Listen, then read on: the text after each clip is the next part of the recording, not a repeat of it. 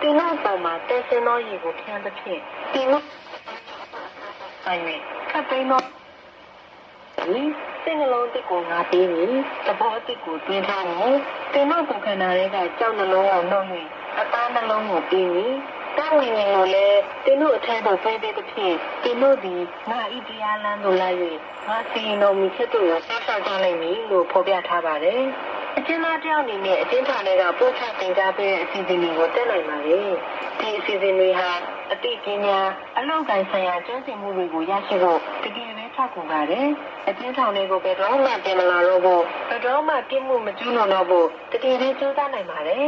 ဒါပေမဲ့ဖျားရှင်ကပါရှင်တဲ့ဘာမှမလုပ်နိုင်ဘူးဆိုတာကအမှန်တရားဖြစ်ပါရဲ့ရှင်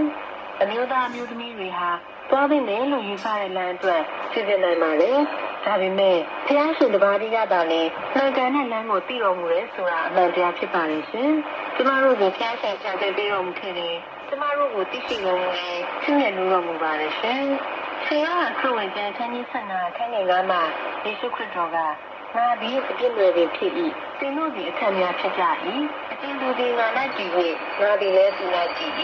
ထိုသူဒီများစွာသောအသီးကိုတည်တတ်၏ငါနှစ်ကွာနေသင်တို့ဒီအပေအမှုကိုများမတတ်နိုင်ကြလို့လက်တော်မူပါလေ